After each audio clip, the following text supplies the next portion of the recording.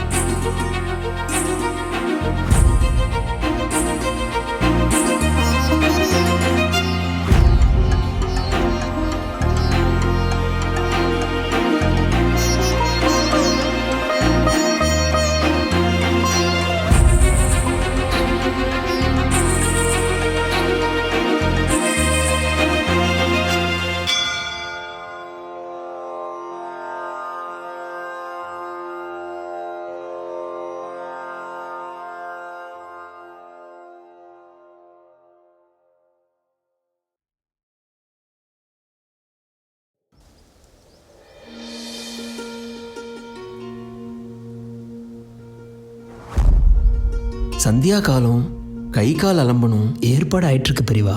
கிட்ட வர கிராமத்துல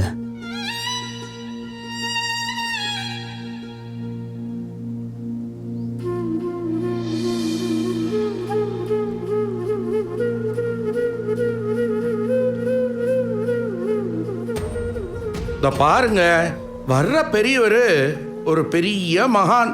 நீங்க எல்லாரும் குளிச்சு முழுவி சுத்தபத்தமா இருக்கீங்கல்ல. அவரு எல்லா ஊருக்கும் நடைப்பயணமாவே வராராம். வெறும் தர்ம நியாயத்தை பத்தி மட்டும்தான் சொல்லுவாராம். தான தர்மம் பண்றவங்கள பார்த்தா சந்தோஷப்படுவாராம்.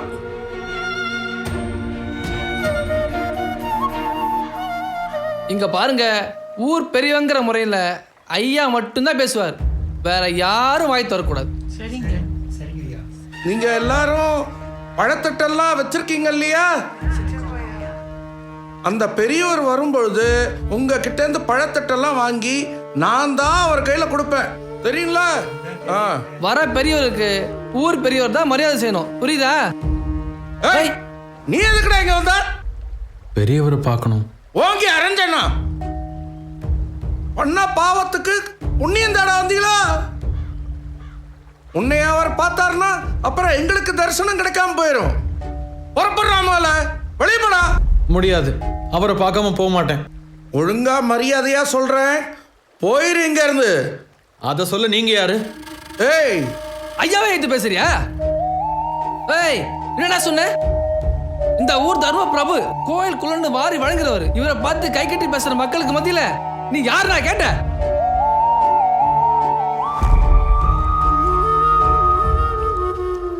என்னடா பேசிட்டு அடிச்சு அனுப்புடா. போடா. போக மாட்டேன். போடாங்கற. போடா. ஏய், போடா. போக மாட்டேன். ஏய், ஏய், நானே 2 போடுறேன். இவனெல்லாம் தொட்டாலே பாவம்டா. ஏய் வம்பு, கம்பறா. எடுடா கம்ப. ஏய், போடா. இந்தாங்க ஐயா. போடா. போக மாட்டேன். போக மாட்டேன். போடா. போடா. போக மாட்டேன். போறியா இல்லையா? இல்ல, ஏய், போக மாட்டேன்.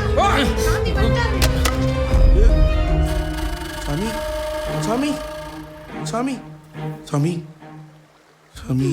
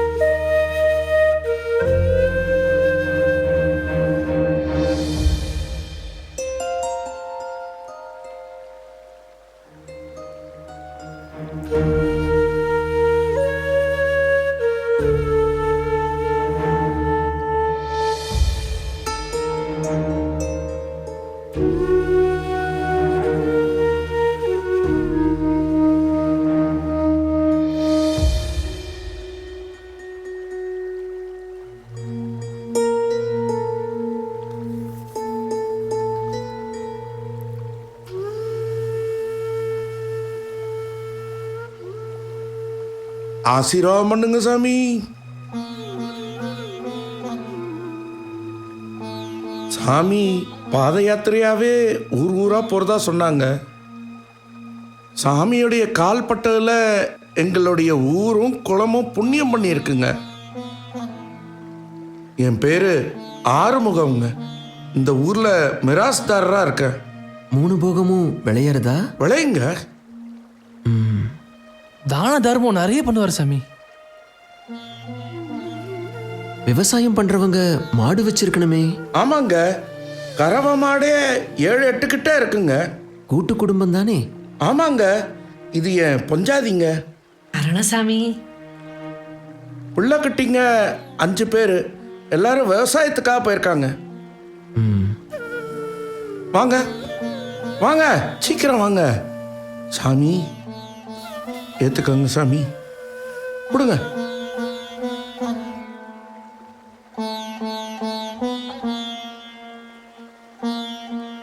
தாயார் தோப்பனார் இருக்காங்க. சொல்லலையே. வயசானவங்க, முடியாதவங்க, அதான் இல்ல. ஆஸ்பத்திரியில சேர்த்திருக்கியோ? இல்லைங்கய்யா, வீட்டுக்கு பின்னாடி இருக்கிற மாட்டுக்கொட்டா பக்கத்துல இருக்கிற அறையில தனியா இருக்காங்க. தனியா? ஏன்? ஏன்னா வீட்டுக்கு புள்ள குட்டிங்களை பார்க்கறதுக்கு பெரிய மனுஷங்கள்லாம் அடிக்கடி வருவாங்க. எங்க அம்மா அவங்க கூட பேச்சு கொடுப்பாங்க ஐயா. அது என் பிள்ளைங்களுக்கு பிடிக்காதுங்க. ஆனா வேலைக்கு அவங்களுக்கு என்ன கொடுக்கணுமோ அதை ஒருத்தர் போய் கொடுத்துட்டு தாங்க இருக்காங்க.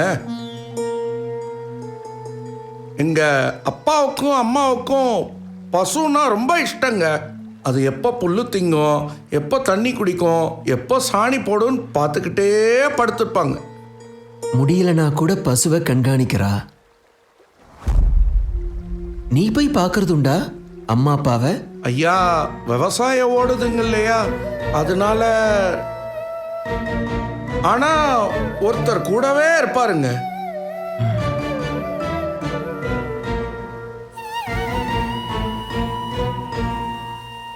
இங்க வா. சாமி, அவன் பாவி, இம்சவாதி. அவனை சேர்க்காதீங்க.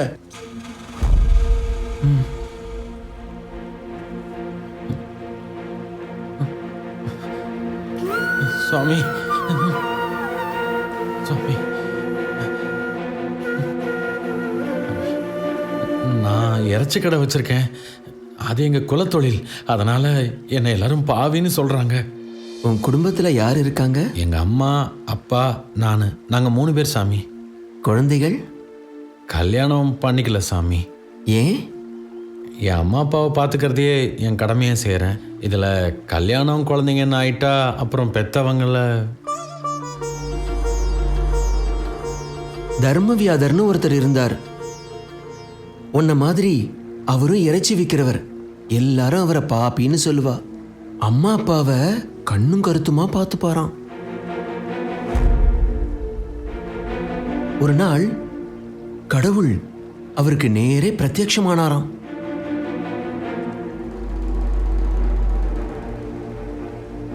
ஊரே பொறாமப்பட்டுதான் அவரை பார்த்து. தர்மவியாதருக்கும் அது புரியலையாம்.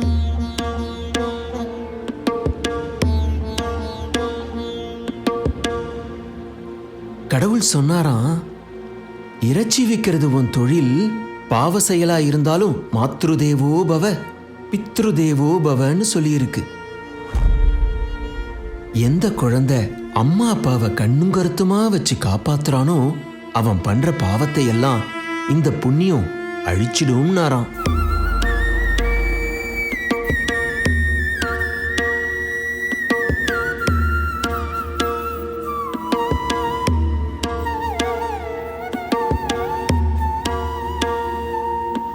அவன் விற்கிற இறைச்சி ஊர் ஜனங்களுக்காக. பாபத்துல பங்கு வாங்குறவங்களுக்கும் உண்டு. சாமி, நான் மாமிசம் சாப்பிட மாட்டேன் சாமி. நான் அஹிம்சாவாதி. அகிம்சைங்கிறது உயிர் பலிக்காக மட்டும் சொல்லப்பட்டது அல்ல. ஒவ்வொரு வார்த்தையிலையும் செயல்லையும் செய்கையிலையும் இருக்கணும் அகிம்சை. அவனை அடிச்சு அழ வச்சது அகிம்சையா?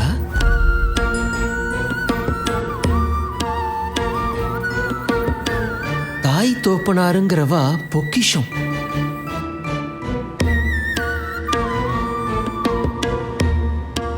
மாடு புல்லு திங்கிறதையும் சாணி போடுறதையும் ரசிக்க வச்சு அவளோட உணர்வுகளை கொல்றது அஹிம்சையா?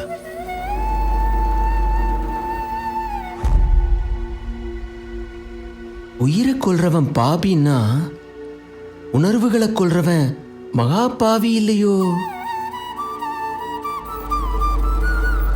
சாமி, ஐயோ, தப்பு பண்ணிட்டேடா சாமி.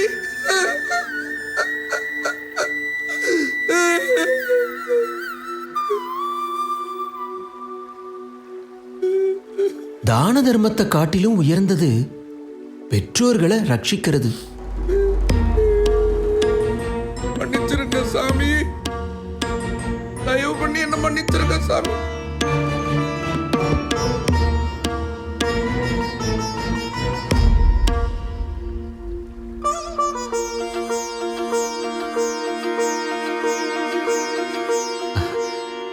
சந்தோஷம் சாமி, சந்தோஷம் சாமி. சாமி,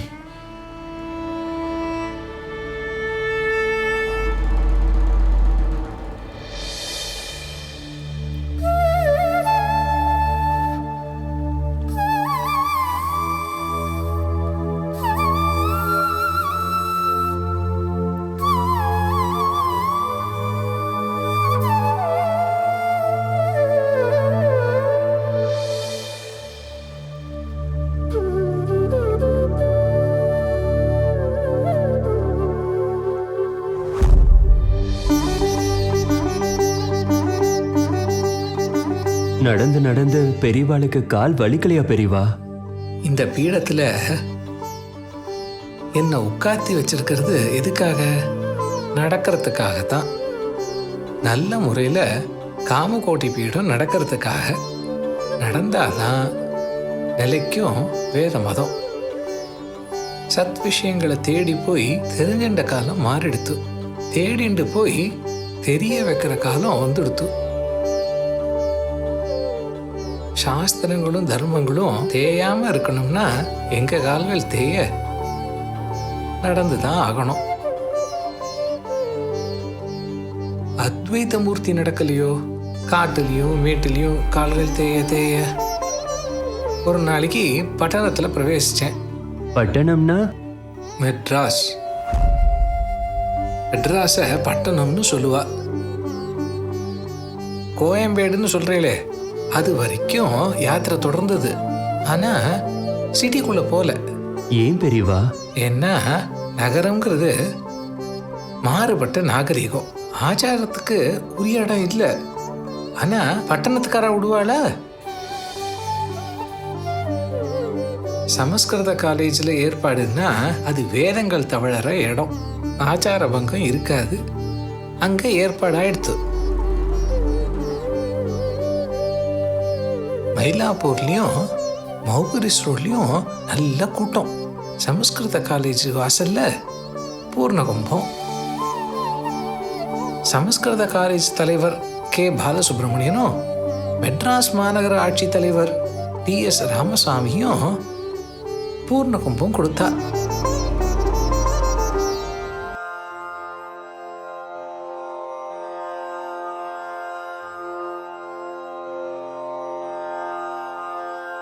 ஜெய் ஜெய் சங்கர ஹரஹர சங்கர. செய்கிற தொழில் எதுவாக இருந்தாலும் அது மூலமாக வரும் வேதனைக்கு விமோசனம் கிடைக்குமா? யாருக்கு? பெற்றோர்களை கண்ணும் கருத்துமா பார்த்துக்கிறவாளுக்கு. இந்த காட்சியை பார்த்த அப்புறம் கண்ணீர் வந்திருக்கலாம். யாருக்கு? பெற்றோரை உதாசீனப்படுத்தின புத்திரர்களுக்கு. இதுவரை பார்த்தது. அடுத்தது பெரிவாளோட மெட்ராஸ் விசிட். முதல் விஜயம் மெட்ராஸுக்கு, மயிலாப்பூர் சமஸ்கிருத காலேஜுக்கு. மனசாட்சியா தர்மமா அப்படிங்கிறத பற்றி பேச போகிறார் அடுத்த எபிசோடில். தர்மம் எப்போவுமே அல்டிமேட். உங்கள் தர்மம் எங்களுக்கு கிடைச்சாதான் நாங்கள் சொல்ல முடியும் உங்களுக்கு பெரியவா சொன்ன தர்மத்தை பற்றி. நமஸ்காரம்.